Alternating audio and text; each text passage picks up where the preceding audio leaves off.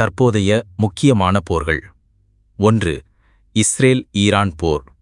2025 June மாதம் Israel ஈரானின் அணுசக்தி வசதிகளையும் இராணுவ தளங்களையும் தாக்கியது.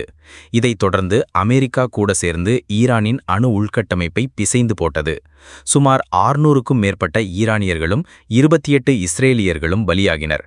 பெரும்பாலான ஈரானிய இராணுவ கட்டமைப்புகள் சேதமடைந்தன. பெர்சிய கடல் நாடுகள் மற்றும் கிழக்கு மத்திய பெருந்தோட்டம் முழுவதும் பதட்டம் அதிகரித்துள்ளது. 2. உக்ரைன் ரஷ்யா போர். 2025 ஜூனில் ரஷ்யா உக்ரைனில் புதிய நகரங்களை கைப்பற்றியது. சுமி பகுதியில் உக்ரைன் புதிய ட்ரோன் தாக்குதல்களை நடத்தி ரஷ்ய விமான நிலையங்களை தாக்கியது. 9.7 மில்லியன் உக்ரைனியர்கள் இடம்பெயர்ந்துள்ளனர். ஐக்கிய நாடுகள் சபை கூறுகையில் இந்த போர் 2026 வரை நீடிக்கலாம் என்று தெரிவிக்கின்றது. 3. இந்தியா பாகிஸ்தான் போர். 2025 மே மாதம் காஷ்மீரில் நிகழ்ந்த பயங்கரவாத தாக்குதலை தொடர்ந்து இந்தியா தாக்குதல் நடத்தியது. பாகிஸ்தான் பதிலடி அளித்தது. ஜூலைக்குள் சுமூகமாக முடிவடைந்தது. இரு அணுவாயுத நாடுகளும் முதன்முறையாக ட்ரோன் போர் நடத்தியவை இதன் முக்கிய அம்சமாகும். 4. காங்கோ ருவாண்டா போர். ருவாண்டா ஆதரவு கொண்ட M23 குழுவினர் காங்கோவில் முக்கிய நகரங்களை கைப்பற்றியுள்ளனர். ஆயிரக்கணக்கான மக்கள் இடம்பெயர்ந்துள்ளனர். ஐக்கிய நாடுகள் நடத்திய அமைதி முயற்சிகள் சீராக செயல்படவில்லை. 5. உள்நாட்டுப் போர்கள். சூடானில் 2023 முதல் SAF மற்றும் RSF என்ற இரு குழுக்கள் இடையே உள்நாட்டுப் போர் நடந்து வருகிறது. 60,000 பேர் கொல்லப்பட்டுள்ளனர். 11 மில்லியனுக்கும் மேற்பட்டோர் இடம்பெயர்ந்துள்ளனர். எதிர்கால தலைமுறைக்கு ஏற்படும் விளைவுகள். 1. போர் முறையின் மாறுதல்.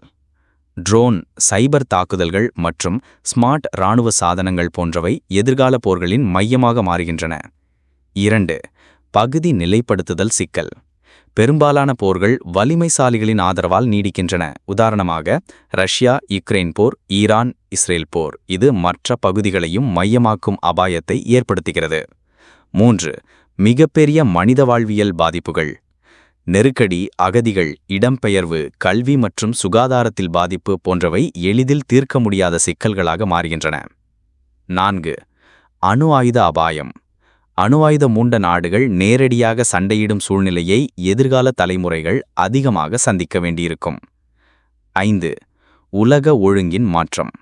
பழைய உலக ஒழுங்கு மாறி பல நாடுகளின் சக்தி சமநிலை மாறிய நிலையில் மக்களின் பாதுகாப்பு பெரிதும் சவாலானதாக மாறும். எதற்கும் நம்பிக்கை உண்டா? அறிவியல் மற்றும் பாதுகாப்பு முன்னேற்றம். ட்ரோன் எதிர்ப்பு உபகரணங்கள், சைபர் பாதுகாப்பு போன்றவை மேம்படுத்தப்பட வேண்டும். முன் எச்சரிக்கையுடன் நடக்கும் கூட்டு ஊடகங்கள். கட்டாயமான இடையூடுகளுக்கு பல நாடுகள் இணைந்து உடனடி நடவடிக்கை எடுக்க வேண்டும். அழிவுக்கு பிந்தைய மீட்பு நடவடிக்கைகள். வீடுகள், பள்ளிகள், மருத்துவமனைகள் போன்றவை மீண்டும் கட்டப்பட வேண்டும். சர்வதேச அமைப்புகளின் புது வடிவமைப்பு. ஐக்கிய நாடுகள் போன்றவை மிக விரைவாக பதிலளிக்கக்கூடிய அமைப்புகளாக மாற வேண்டும். சுருக்கமாக சொன்னால், இன்றைய போர்கள் பாரம்பரிய போர்கள் அல்ல.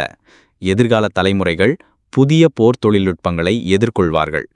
பாதுகாப்பும் மனோநிலையும் முக்கியமாகும்.